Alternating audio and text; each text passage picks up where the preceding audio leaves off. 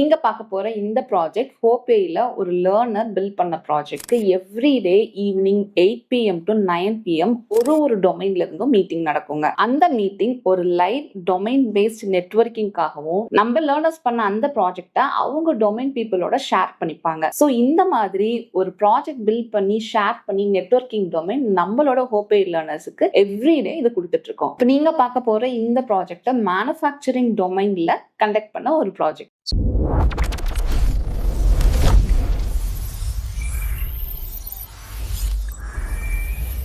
Hi team, good evening all.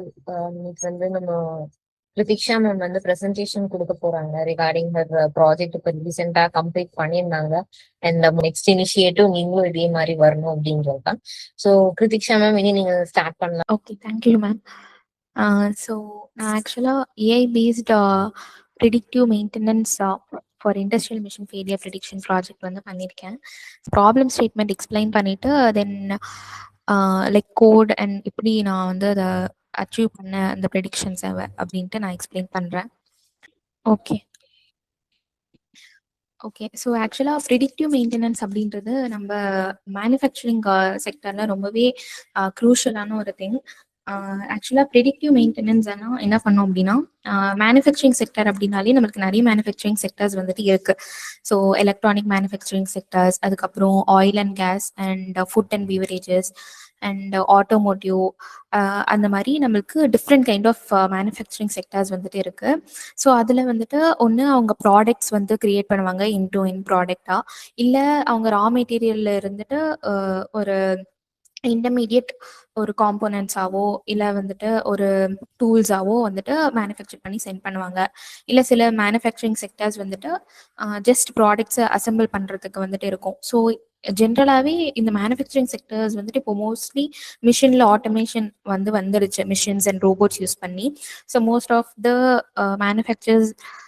Manufacturing யூனிட்ல வந்துட்டு இப்போ மிஷினரிஸ் வந்துட்டு இருக்கு. அண்ட் ஆல்சோ கொஞ்சம் கொஞ்சமாக ஆட்டோமேஷன் வந்து ரோபோட்ஸ் யூஸ் பண்ணி இம்ப்ளிமெண்ட் பண்ண ஸ்டார்ட் பண்ணிட்டாங்க. ஸோ இந்த கேசஸில் என்ன ஆகும் அப்படின்னா, ஸோ எல்லா அவங்களோட ப்ராடக்ட்ஸ் எல்லாமே மிஷின் மேலே தான் டிபெண்ட்டாக இருக்குது. ஸோ அவங்களோட அன்எக்ஸ்பெக்டடாக எப்பயாவது மிஷின்ஸ் வந்து ஃபெயில் ஆயிடுச்சு அப்படின்னா, அப்போ ப்ரொடக்ஷன் லைன் வந்து ரன் ஆகிட்டு இருக்கு அப்படின்னா அது வந்து அவங்கள ரொம்பவே அதிகமாக இம்பேக்ட் ஆகும். எப்படின்னா, இப்போது மிஷின் வந்து சப்போஸ் ப்ரொடக்ஷன் லைன் வந்து ரன் ஆகிட்டு இருக்கு, அப்போது ஃபெயில் ஆகுது அப்படின்னா லைக் மிஷின் வந்து அப்போ வந்து கம்ப்ளீட்டா ப்ரொடக்ஷன் வந்து ஸ்டாப் பண்ணி ஆகணும். ஸோ அதுல இருந்து அவங்களுக்கு டவுன் டைம் ரொம்ப அதிகமா இருக்கும். டவுன் டைமோட காஸ்ட், ஃபினான்ஷியல் லாஸ், ஸோ அதெல்லாமே அதிகமா இருக்கும். அண்ட் மிஷின் வந்து ரிப்பேர் பண்றதுக்கு சில டேஸ் அண்ட் வீக்ஸ் கூட ஆகலாம். ஸோ அதெல்லாமே அன்எக்ஸ்பெக்டட் அப்படின்றதுனால அந்த டைம்ல அவங்க பிளான் பண்ண ப்ரொடக்ஷன்ஸை வந்து அவங்களால கொடுக்க முடியாது. ஸோ அதனால அவங்களுக்கு ஃபினான்ஷியல் லாஸ் நடக்கலாம். அண்ட் அந்த டைம் வந்துட்டு சப்போஸ் சின்ன ஸ்டார்ட் அப்பாக இருந்தால் அந்த லேபர்ஸ்க்கு வந்துட்டு எந்த ஒரு ஒர்க்குமே இருக்காது.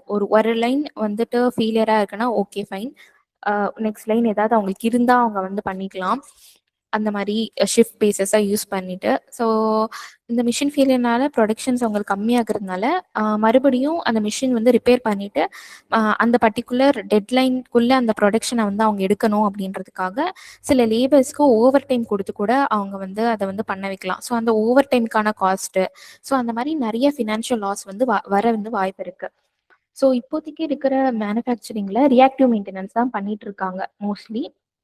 ஸோ லைக் ஃபெயிலியர் ஆன பிறகு அந்த மிஷின் மெயின்டைன் பண்ணுற அந்த டெக்னீஷியனை கூப்பிட்டு ரிப்பேர் பண்ணி தென் அவங்க வந்து ப்ரொடக்ஷனை வந்துட்டு நெக்ஸ்ட் கண்டினியூ பண்ணிக்கிறாங்க. ஸோ அந்த மாதிரி தான் நடந்துட்டு இருக்கு. அண்ட் கொஞ்சம் இண்டஸ்ட்ரீஸில் வந்து ப்ரிடிக்டிவ் மெயின்டெனன்ஸ் வந்து அப்ளை பண்ண ஸ்டார்ட் பண்ணிட்டாங்க. ஸோ இந்த ப்ரிடிக்டிவ் மெயின்டெனன்ஸ் என்ன ஆகும்னா, ஸோ மிஷின் ஃபெயில் ஆகுறதுக்கு முன்னாடியே நம்மளுக்கு வந்து லைக் இந்த மிஷின் வந்து ஃபெயில் ஆக வந்து வாய்ப்பு இருக்கு அப்படின்ற நம்ம அந்த லைக்லிஹுட்டை வந்துட்டு நம்ம கண்டுபிடிக்க போறோம் பேஸ்ட் ஆன் த மிஷின்ஸோட சென்சார்ஸ், அந்த டேட்டாஸை வச்சு. ஸோ மெக்கானிக்கல் லைக் ஹீட் அதிகமாகுது அண்ட் அதுக்கான த்ரெஷோல்ட் லெவல்ஸ் வந்துட்டு இருக்கும்.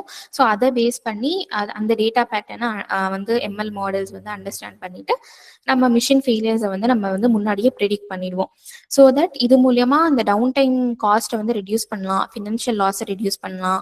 அதுக்கப்புறம் நம்ம கரெக்டாக ப்ராப்பராக மிஷினை மெயின்டைன் பண்ணுறதுனால மிஷினோட லைஃப் டைமும் இன்க்ரீஸ் ஆகும்.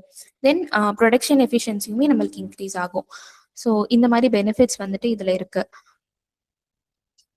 ஸோ நெக்ஸ்ட் வந்துட்டு லைக் இப்போ இந்த ப்ரெடிக்டிவ் மெயின்டெனன்ஸ் வந்து அந்த ஃபேக்ட்ரியில் இம்ப்ளிமெண்ட் பண்ணணும்னா அவங்க வந்து ப்ராப்பராக பிளான் பண்ணணும். லைக் ஏன்னா ஒரு ஒரு மிஷினுக்குமே different different kind of sensors and equipments உள்ள வந்துட்டு இருக்கும்.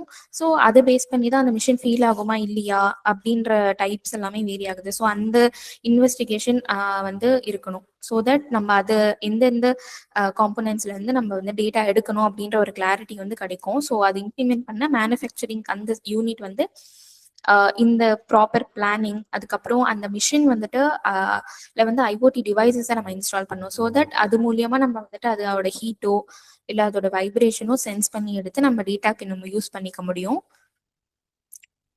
நெக்ஸ்ட் வந்துட்டு சிஸ்டம் இன்டிகிரேஷன், அதான் நம்மளோட மாடல்ஸ் அண்ட் அதை வந்து கண்டினியூஸாக அனலைஸ் பண்ணிட்டு அதுக்கான மிஷின் ஃபெயிலியர் வந்து ஆக போதா இல்லையா அப்படின்ற சொல்யூஷன்ஸை வந்து கொடுக்கும். ஸோ அதை பேஸ் பண்ணி அவங்க மெயின்டெனன்ஸ் வந்து கரெக்டாக ஷெட்யூல் பண்ணிக்கலாம்.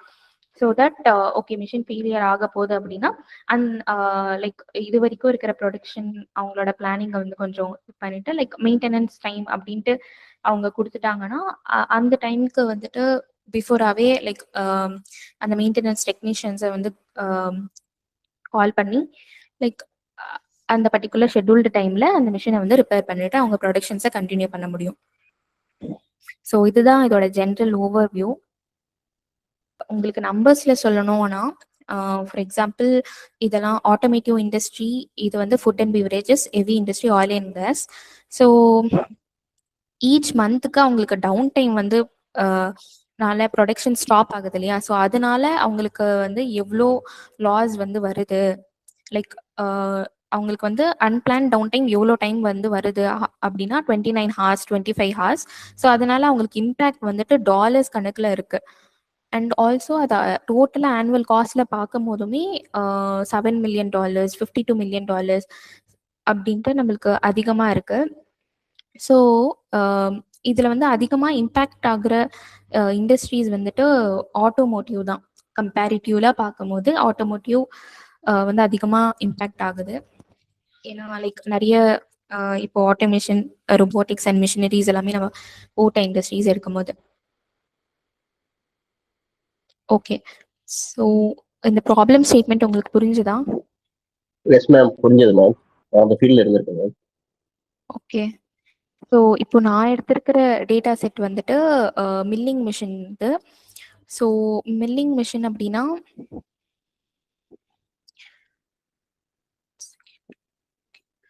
ஸோ அது வந்துட்டு லைக் இந்த மாதிரி இருக்கும். லைக் இது வந்து லைக் சின்ன சின்ன டூல்ஸ் அண்ட் எக்யூப்மெண்ட்ஸ் வந்துட்டு மேனுஃபேக்சர் பண்ண யூஸ் ஆகும்.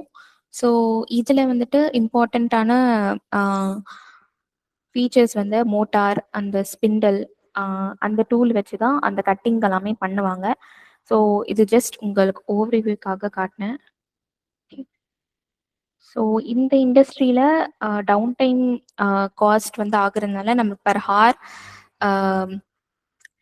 $1,50,000 வந்து செலவாகுது. அண்ட் ஸ்பிண்டல் ஃபெயிலியர்னால அந்த மாதிரி பல ரீசன்ஸ்னால நம்மளுக்கு இந்த காஸ்ட் வந்துட்டு இருக்கு. ஓகே, ஸோ இதுதான் என்னோட டேட்டா செட். ஸோ இதில் வந்துட்டு இப்போ டைப் வந்து ப்ராடக்ட் குவாலிட்டி, லோ குவாலிட்டி ப்ராடக்டா இல்லை ஹை குவாலிட்டி ப்ராடக்டா இல்லை மீடியம் குவாலிட்டி ப்ராடக்டா. ஸோ இந்த ப்ராடக்ட் அப்படின்னு நான் சொல்றது வந்துட்டு இந்த இந்த மில்லிங் மிஷின்ல நம்ம இந்த பர்டிகுலர் ப்ராடக்ட்ஸ் வந்து கொடுக்குறோம்ல, அதை கரெக்டாக இந்த ட்ரில் பண்ணிட்டு லைக் ஃபினிஷ்டு ப்ராடக்டாக வந்து கொடுக்கறதுக்கு. ஸோ அந்த ப்ராடக்டோட குவாலிட்டி. தென் அந்த மில்லிங் மிஷின்ல இருந்து நம்ம air temperature, process temperature, rotational speed, torque, tool wear இதெல்லாமே நம்ம கலெக்ட் பண்ணுவோம். இதெல்லாமே input features. So air temperature அப்படின்னா நார்மல் ரூம் டெம்பரேச்சரோட டேட்டா. ப்ராசஸ் டெம்பரேச்சர் அப்படின்னா இப்போ மிஷின் வந்துட்டு லைக் அந்த பர்டிகுலர் ரா மெட்டீரியலை வந்துட்டு ட்ரில் பண்ணி அதை ஃபினிஷ்டு ப்ராடக்டாக பண்ணுவோம்ல, ஸோ அந்த ப்ராசஸ் டைம் அப்போ எவ்வளோ டெம்பரேச்சர் இன்க்ரீஸ் ஆகுது அப்படின்றதுக்கான டேட்டா. தென் ரொட்டேஷனல் ஸ்பீட், அந்த ப்ராசஸ் ஆகும்போது அந்த மோட்டாரோட ஸ்பீடு, அந்த மோட்டாருக்கு அப்ளை ஆகுற ஃபோர்ஸ், அண்ட் இது வந்து அந்த டூல் வியரிங். ஸோ அந்த ஒரு ப்ராடக்ட்டுக்கும் அது வந்து எவ்வளோ மினிட்ஸில் வந்துட்டு அது வந்து எடுத்துக்குது அந்த ப்ராடக்ட்டை ட்ரில் பண்ணுறதுக்கு அப்படின்ற டைமிங். ஸோ அதை வச்சு நம்ம இந்த டீட்டெயில்ஸ் இந்த இன்புட் ஃபீச்சர்ஸை வச்சு நம்ம மிஷின் ஃபெயிலியர் ஆகுதா இல்லையா அப்படின்னு கண்டுபிடிச்சிக்கலாம். அதை தவிர்த்து இதில் என்ன டைப் ஆஃப் ஃபெயிலியர்ஸ் அப்படின்னும் நம்மளுக்கு டேட்டா இருக்குது. லைக் டூல் வியர்னால ஃபெயிலியர் வருதா, இல்லை ஹீட் டிஸ்பென்சர்னால ஹீட்னால ஃபெயிலியர் வருதா, டூல் வியர் வந்து லைக் அது ஸ்பீட்னாலையும் அஃபெக்ட் ஆகும். ஸோ இதெல்லாமே இன்டர் கோ ரிலேட்டட் தான், ஒன்னொன்றுனால அஃபெக்ட் ஆக வாய்ப்பு இருக்கு. And power failure and over strain, அந்த ப்ராடக்ட்ல ட்ரில் பண்ணும் போது அதிகமாக அது ஸ்ட்ரெயின் எடுத்துக்குது அப்படின்னாலுமே அதனால நம்மளுக்கு அந்த டூல் டேமேஜ் ஆக வாய்ப்பு இருக்கு. ஸோ இதான் அந்த டேட்டா. அண்ட் ஸோ இதில் EDA அனலைசிஸ் நான் பண்ணியிருக்கேன். ஸோ ஓகே, ஸோ இதில் EDA அனலைசிஸ் பண்ணும் போது எனக்கு அவுட்லேயர்ஸ் வந்து கிடைச்சது, லைக் ரொட்டேஷனல் ஸ்பீட் அண்ட் டார்க்யூவில். பட் நான் அதை வந்து ரிமூவ் பண்ணல. ஏன்னா அதோட ப்ரொபோர்ஷன்ஸ் வந்து பார்க்கும் போது லைக் ரொட்டேஷனல் ஸ்பீட் வந்துட்டு ஹையாக இருந்து டார்க்யூ லோவாக இருக்கும் போது நம்மளுக்கு அதிகமான மிஷின் ஃபெயிலியர்ஸ் வருது. அண்ட் ரொட்டேஷனல் ஸ்பீட் லோவாக இருந்து டார்க்யூ அதிகமாக இருக்கும் போதும் மிஷின் ஃபெயிலியர்ஸ் வருது. ஸோ லைக் அதோட ஐஸ்பைக் டேட்டா வந்து நம்மளுக்கு ஒரு டேட்டா பேட்டர்ன் அப்படின்றதுனால நான் அந்த அவுட்லேயர்ஸை வந்துட்டு நான் ரிமூவ் பண்ணலை. And most of the input ஃபீச்சர்ஸ்லையுமே அந்த மாதிரி தான் இருக்குது அப்படின்றதுனால அதுக்கு நான் ரிமூவ் பண்ணல. ஸோ அதுக்கு வேறு ஏதாவது ஹேண்டில் பண்ண வந்து வழி இருக்கான்னு பார்க்கும்போது லைக் நம்ம ஸ்டாண்டர்டைசேஷன் பண்ணுவோம்ல, ஸோ அதில் ரோபோஸ்கேலார் அப்படின்ட்டு ஒரு ஸ்டாண்டர்டைசேஷன் டெக்னிக் இருக்குது. ஸோ அதை யூஸ் பண்ணி பண்ணும்போது அது நம்மளுக்கு அவுட்லேயர்ஸும் ஹேண்டில் பண்ணி கொடுத்துரும், டேட்டாவையும் ஸ்கேல் பண்ணி கொடுத்துரும். Correlation map. ஸோ இதில் வந்துட்டு I correlation air and process. So இதுலேருந்து நம்ம தெரிஞ்சுக்கலாம் லைக் ஹீட்னால தான் நம்மளுக்கு அதிகமான ஃபெயிலியர்ஸ் வந்து வருது அப்படின்ட்டு.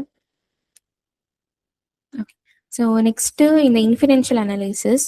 ஸோ இன்ஃபிடென்ஷியல் அனலைசிஸில் வந்துட்டு லைக் 3 கொஷின்ஸை ஆன்சர் பண்ணியிருக்கேன். லைக் வாட் ஹேப்பன், ஸோ அந்த டேட்டாவில் எத்தனை ஃபெயிலியர்ஸ் இருக்குது, எந்த ஃபெயிலியர்ஸ் அதிகமாக இருக்குது, அண்ட் வந்து எதனால் அந்த ஃபெயிலியர்ஸ் வந்து நடந்திருக்கு, ஸோ நம்ம அந்த என்ன பண்ணலாம் நெக்ஸ்ட்டு அதை குறைக்கிறதுக்கு அப்படின்ட்டு.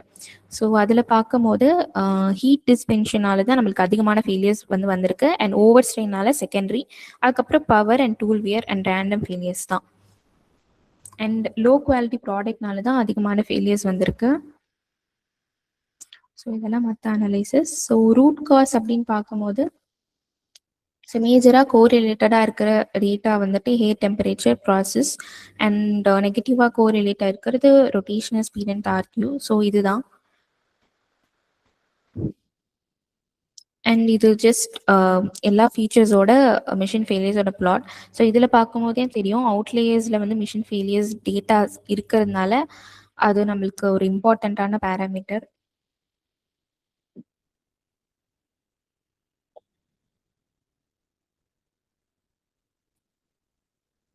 ஓகே, ஸோ இதில் வந்துட்டு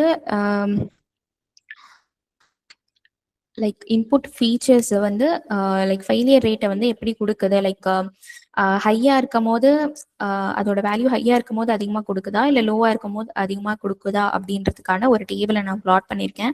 ஸோ இந்த வேல்யூஸை வச்சு நம்ம வந்து கண்டுபிடிச்சிக்கலாம். ஸோ ஹையாக இருக்கும் போது நம்மளுக்கு அதிகமான ஃபெயிலியர்ஸ் வருதா, இல்லை லோவாக இருக்கும் போது ஃபெயிலியர்ஸ் வருதான்ட்டு. ஸோ அதை வச்சு நம்ம சேஃப் ஆப்ரேட்டிங் ரேஞ்ச் கூட நம்மளால ப்ளாட் பண்ணிக்க முடியும் அந்த பர்டிகுலர் ஃபீச்சர்ஸ்க்கு. ஸோ தட் அந்த சேஃப் ஆப்ரேட்டிங் ரேஞ்சில் நம்ம வந்துட்டு மிஷின்ஸை ரன் பண்ணும்போது நம்மளுக்கு ஃபெயிலியர்ஸ் கம்மியாக வரும்.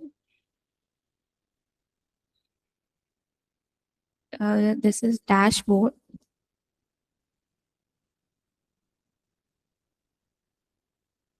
ஓகே, ஸோ டேட்டா ப்ரீ ப்ராசஸிங்கில் நான் ஜஸ்ட் லைக் இப்போது இந்த டூல் மிஷின் டைப்ஸ் இருக்கு இல்லையா, ஃபெயிலியர் டைப். ஸோ அதை நான் வந்துட்டு ரிமூவ் பண்ணிட்டேன். ஸோ அதை ஹேண்டில் பண்ணோன்னா நம்ம 2 ஸ்டேஜாக ஹேண்டில் பண்ணிக்கலாம். இப்போதைக்கு இதில் வந்துட்டு நான் மிஷின் பைனரி கிளாஸிஃபிகேஷனாக தான் பண்ணியிருக்கேன், மிஷின் ஃபெயிலியர் அண்ட் மிஷின் நான் ஃபெயிலியர்ஸ். ஸோ அதுக்கப்புறம் நம்ம செகண்ட் ஸ்டேஜாக இந்த மிஷின் ஃபெயிலியர்ஸோட டயக்னோசிஸை பண்ணலாம்.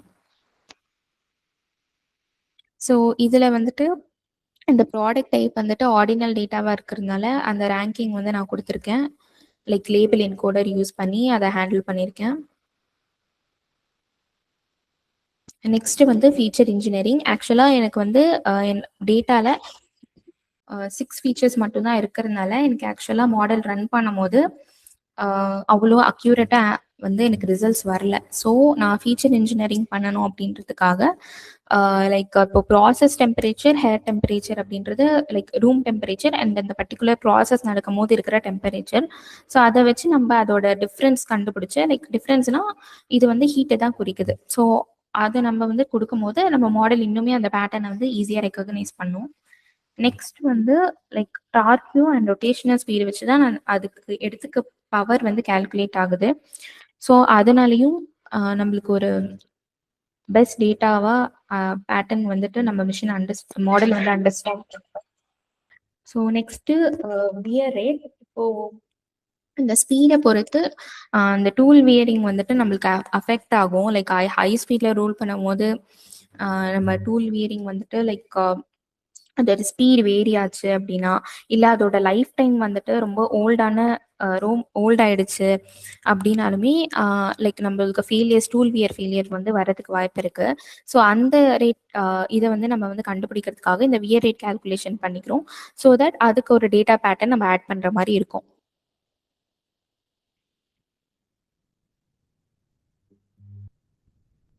ஓகே, ஸோ இது பண்ணிட்டு so power and wear rate அப்படின்னு and temperature difference, so 3 feature engineering நான் பண்ணியிருக்கேன். ஸோ பண்ணிட்டு so model training, so input output split and test train, then standardisation. நான் சொன்ன மாதிரி ரோபோஸ்கேலர் வந்துட்டு யூஸ் பண்ணியிருக்கேன். ஸோ தட் அது போத் நம்மளுக்கு அவுட்லேயர்ஸ் அண்ட் ஆல்சோ ஸ்கேலிங்குமே நம்மளுக்கு பண்ணி கொடுத்துரும். அண்ட் ஸோ அந்த டேட்டாவை நம்ம சேவ் பண்ணிவிட்டு தென் இம்பேலன்ஸ்டு டேட்டா. லைக் இப்போது வந்துட்டு எனக்கு ஆக்சுவலாக டோட்டலாகவே பார்க்கும்போது இது ரொம்பவே இம்பேலன்ஸ்டான டேட்டா. லைக் மிஷின் நான் ஃபெயிலியர்ஸோட டேட்டா தான் அதிகமாக இருந்தது அண்ட் மிஷின் ஃபெயிலியர்ஸோட டேட்டா வந்துட்டு ரொம்பவே கம்மியாக தான் இருந்தது.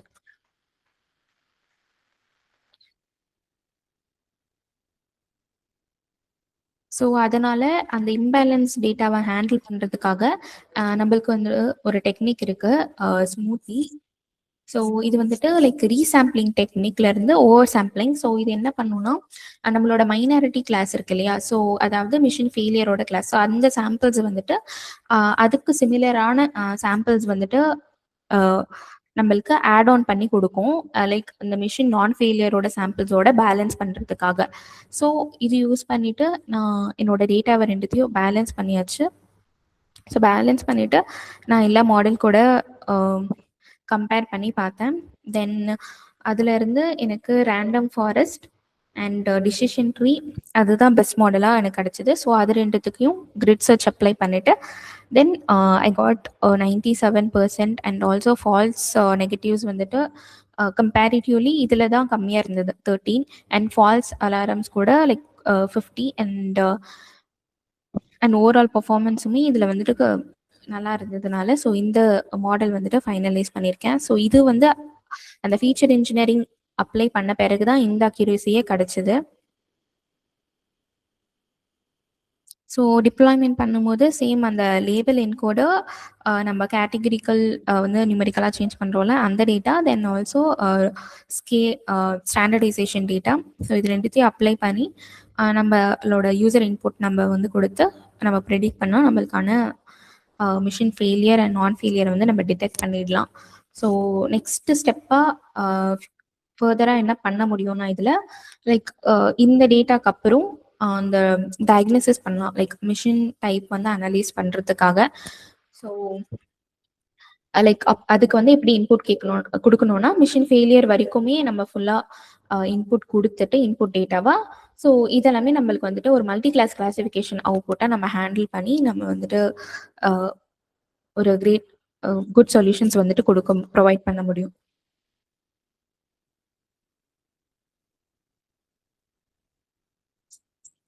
ஐ ஹோப் உங்களுக்கு புரிஞ்சுதுன்னு நினைக்கிறேன். ஏதாவது டவுட் இருக்கா?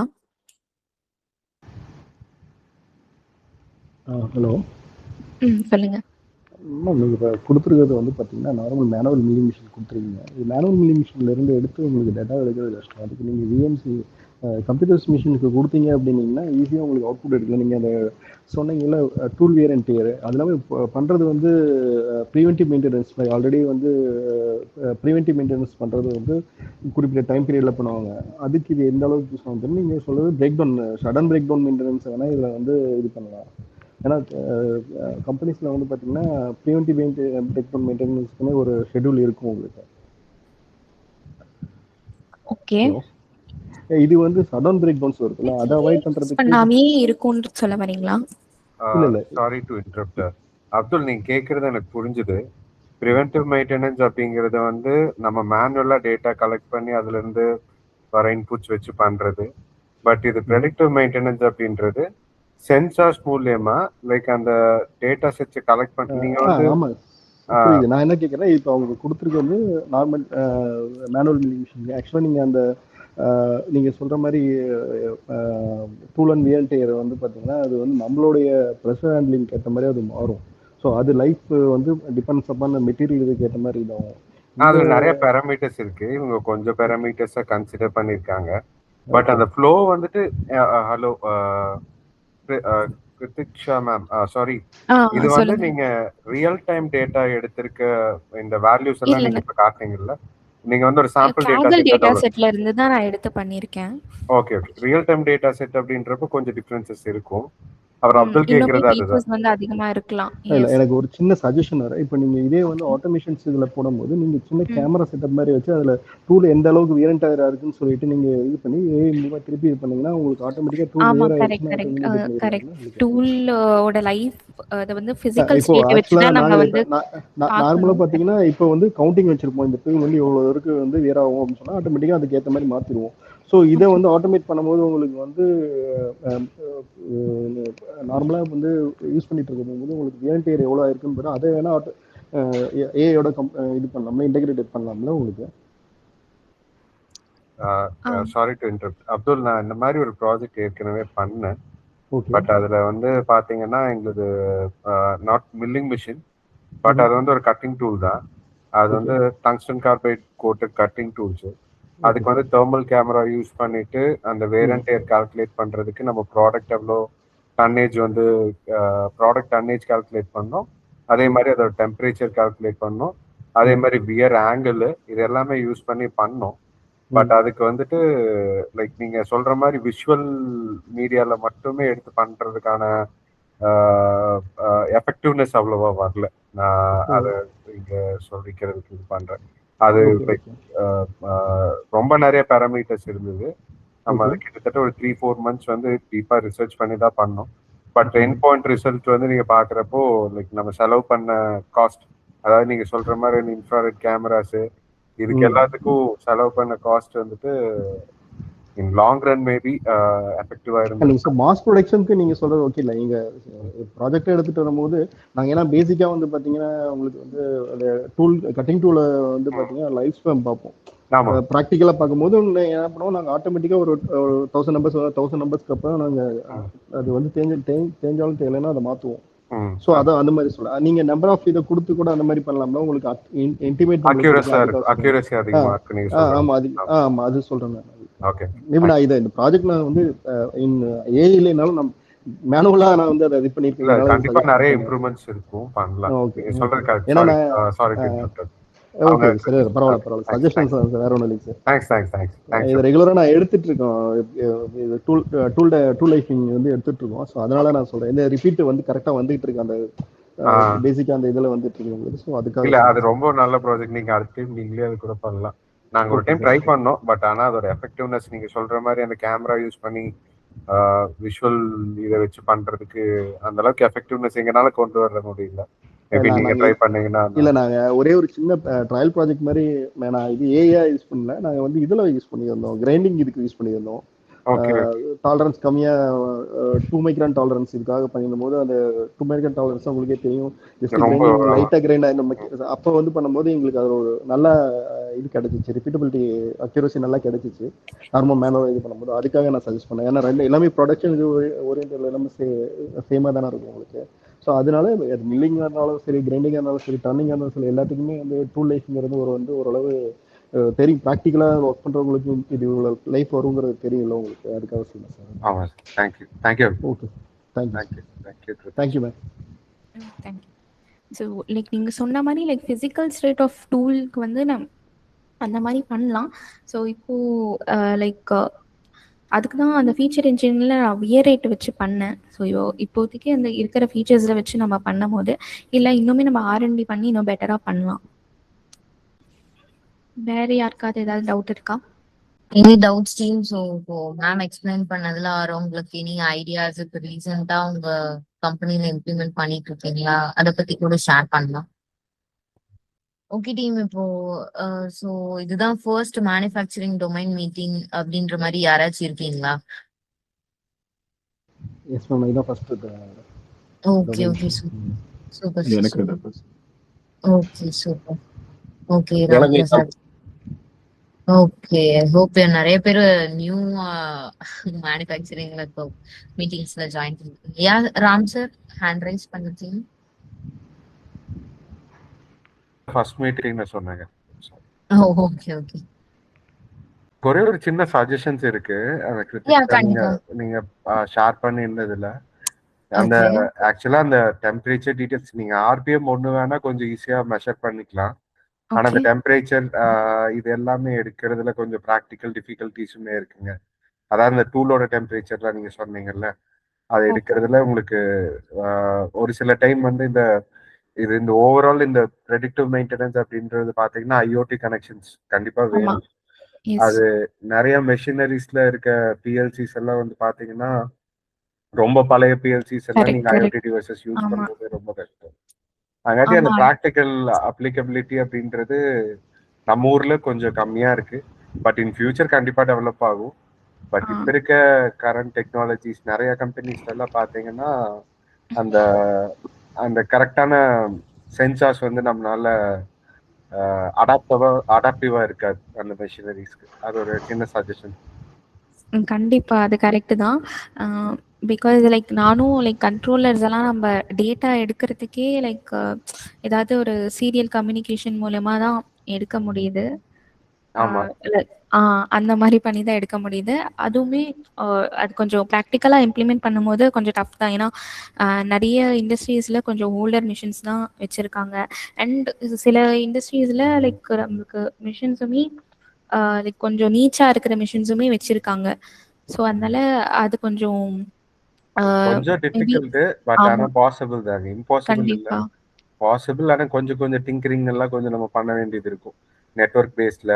அதே மாதிரி ஒரு சில இன்புட்ஸ் வந்து ரொம்ப ஃப்ரீக்வெண்டா உங்களுக்கு டேட்டா கொடுத்துட்டே இருக்கும்.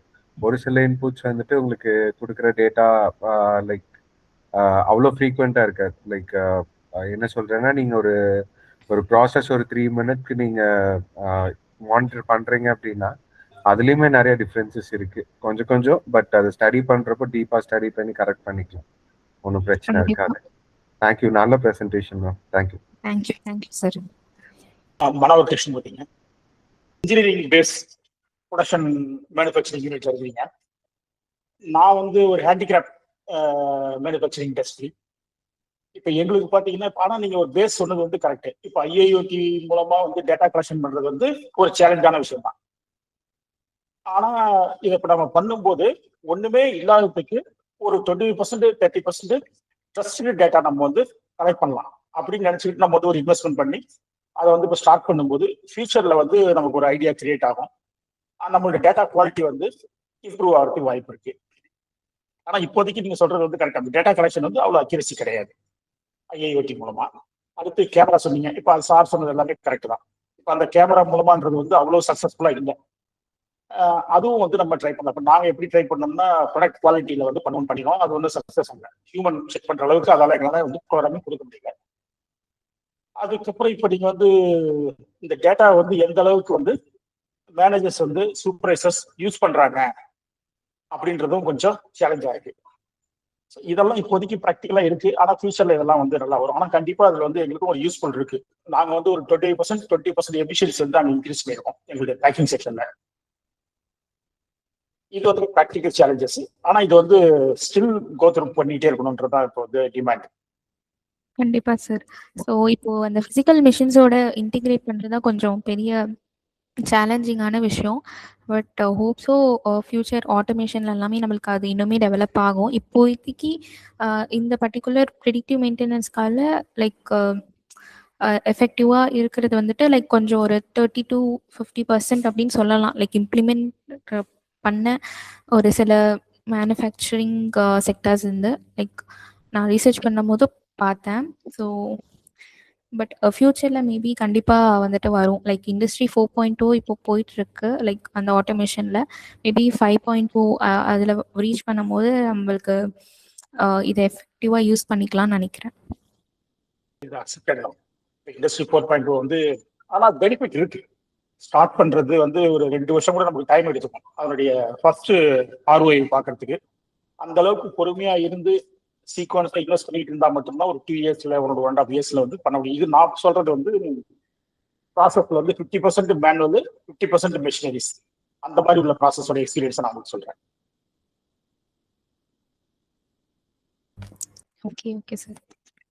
Okay team, I hope session ரொம்பவே யூஸ்ஃபுல்லா போயிருக்கும்னு நினைக்கிறேன். ஸோ எப்படி இன்சைட்ஃபுல்லா இருந்திருக்கும். நீங்க எல்லாம் இனியும் நெக்ஸ்ட் பிரசன்டேஷன்ல நீங்க நெக்ஸ்ட் ஒரு லைக் ஸ்டார்ட் பண்ணுன்ற இனிஷியேட்டிவ் எடுத்துட்டு வரீங்க அப்படின்றப்ப இன்னுமே பெட்டரா இருக்கும். உங்களுக்கு ஒரு இன்சைட்ஃபுல்லான ஐடியாஸ் கிடைச்சிருக்கும். நெக்ஸ்ட் நீங்க அப்ரிஷியேட் பண்றீங்க அப்படின்னா தான் உங்க சைட்ல இருந்து பார்ட்டிசிபென்ட்ஸ் எதிர்பார்க்க முடியும். ஐ ஹோப் இந்த செஷன் உங்களுக்கு இன்டராக்டிவா போயிருக்கும்னு நினைக்கிறேன். And thank you Pratiksha ma'am present பண்ணது சார். தேங்க்யூ. பிரதீக்ஷா மேம். சொல்லுங்க சார். மேம், நான் ஸ்டார்டிங்ல வந்துட்டு இருந்தேன். நீங்க வந்துட்டு அதை பிரீஃபா எக்ஸ்பிளைன் பண்ணீங்க, இண்டஸ்ட்ரி இப்படிதான் இருக்கும் அப்படின்னு சொல்லிட்டு. அதுக்கு நான் இருந்தேன். அதுக்கப்புறம் வந்துட்டு நீங்க எக்ஸ்பிளைன் பண்ணும்போது என்னால கொஞ்சம் டெக்னிக்கல் இஷ்யூஸ் இருந்தது, என்னால அதை வந்துட்டு கன்வியூ பண்ண முடியல. ஆனா ஓகே வந்துட்டு நான் இருந்தது வந்துட்டு ஒரு ட்ரெண்டிங் இண்டஸ்ட்ரி. அது வந்துட்டு கார்பரேட் தான், வேர்ல்டு ஃபுல்லாக உள்ளதுதான், நிறைய பிரான்ச்சஸ்லாம் இருக்கு, பேர் சொல்ல முடியாது. ஓகே ஆனா அந்த இதுலயுமே வந்துட்டு என்னன்னு சொன்னா, மித்த வெளிநாட்டுலாம் எப்படி அதை வந்துட்டு இது பண்றாங்க அப்படின்னு தெரியல. IoT மித்த யூஸ்ஃபுல் திங்ஸ்லாம் நீங்க சொன்னீங்க. ஆனா வந்துட்டு நான் இருந்த கம்பெனிலேயே வந்துட்டு நிறைய வந்துட்டு புதுசா இம்ப்ளிமெண்ட் பண்ணலாம் அப்படின்னு சொல்லிட்டு நான் போய் சொல்லும் போதே வந்துட்டு அவங்க வந்துட்டு அதை அக்செப்ட் பண்ணிக்கல. ஓகேவா? அந்த மாதிரிலாம் வந்துட்டு நிறைய வந்துட்டு இஷ்யூஸ்லாம் வருது. கண்டிப்பா. ஸோ அது வந்துட்டு ரொம்ப வந்துட்டு அவங்களால 100% ஓகே ஆகும் அப்படின்றப்போ தான் வந்துட்டு அவங்க அதை ஏத்துக்கிற மாதிரி வந்துட்டு அவங்க இது பண்றாங்க. அதாவது நம்ம ஏற்கனவே இம்ப்ளிமெண்ட் பண்ணி அதை வந்துட்டு சக்சஸ் பண்ணிடணும்னா மட்டும்தான் ஓகே பண்ணுவோம் அப்படின்ற மாதிரி லெவலில் தான் அவங்க இருக்கிறாங்க. ஏன்னா அவங்க வந்துட்டு one of the topmost corporate company. அவங்களோட ரேஞ்சே வந்துட்டு அந்த மாதிரி இருக்கு அப்படின்றதுனால நான் சொல்லுவேன். இன்னும் வந்துட்டு நம்ம ஃபுல்லா ரிசர்ச் பண்ணி ஃபுல்லா அதை வந்துட்டு இம்ப்ளிமெண்ட் பண்ணி அது சக்சஸ் ஆச்சு அப்படின்னா தான் வந்துட்டு அவங்க ஏத்துக்கிற மாதிரியே ஒரு சுச்சுவேஷன்ல இருப்பாங்க அப்படிங்கிற மாதிரியே தான் வந்துட்டு எனக்கு ஃபீல் ஆகுது. ஓகே. கண்டிப்பா அது கரெக்ட் தான். லைக் ஏன்னா அஃப்கோர்ஸ் ஃபாரின் கண்ட்ரீஸ்ல தான் அதிகமாக லைக் லைக் ஆட்டோமேஷன்ஸ் வந்து இருக்கு. ஏன்னா like mostly food and beverages like அந்த இண்டஸ்ட்ரி பார்க்கும் போதுமே அவங்க நிறைய ஆட்டோமேஷன்ஸ் வந்து ஃபாரின் கண்ட்ரீஸ்ல வந்து பண்ணியிருக்காங்க. ஸோ அங்கே மேனுஃபேக்சரிங் அதில் வந்துட்டு லைக் இந்த சில ப்ரிடிக்டிவ் மெயின்டெனன்ஸ்லாம் மோஸ்ட்லி அங்கே வந்து அதிகமாக இம்ப்ளிமெண்ட் பண்ணியிருக்காங்க. ஸோ இந்தியாவில் அப்படின்னு பார்க்கும்போது கரெக்ட் இப்போதான் நம்ம கொஞ்சம் கொஞ்சமாக மேனுஃபேக்சரிங்லேயுமே இன்வெஸ்ட்மெண்ட்ஸ் வந்து போயிட்டு இருக்கு. அண்ட் செமிகண்டக்டர் இண்டஸ்ட்ரியுமே இப்போதான் இன்னுமே பூம் பண்ணிட்டு இருக்காங்க. அண்ட் நிறைய இன்வெஸ்ட்மெண்ட்ஸும் பண்ணிட்டு இருக்காங்க. So that and robotics and ஆட்டோமேஷன்ஸுமே இன்னும் வந்து இன்வெஸ்ட்மெண்ட்ஸ்ல தான் வந்து இம்ப்ரூவ் ஆயிட்டு இருக்கு. ஐ திங்க் நம்மளுக்குமே இன்னும் கொஞ்சம் அந்த ஆட்டோமேஷன்ஸ் எல்லாமே எல்லா மேனுஃபேக்சரிங் செக்டர்ஸ்க்குமே வந்து இம்ப்ரூவ் ஆகிறதுக்கு வந்து டைம் எடுக்கும்.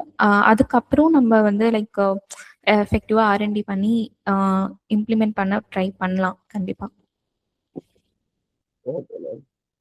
நீங்க சொன்ன பாயிண்ட் வந்துட்டு நீங்க வந்துட்டு இதுல ரிசர்ச் பண்ணிட்டு தான் வந்திருக்கீங்க அப்படின்றது நல்லாவே தெரியுது. ஆனா வந்துட்டு என்னோட இண்டஸ்ட்ரியில வந்துட்டு உள்ளது என்னன்னு சொன்னா, இப்போ வந்துட்டு ப்ரொடக்ஷன் வந்துட்டு அதிகமா இருக்குன்னு சொன்னாக்க அந்த டைம்ல வந்துட்டு நம்ம எவ்வளவுதான் ஃபோர்ஸ் பண்ணணும்னு சொன்னாலும் அவங்க வந்துட்டு அதை எடுத்துக்கவே மாட்டாங்க.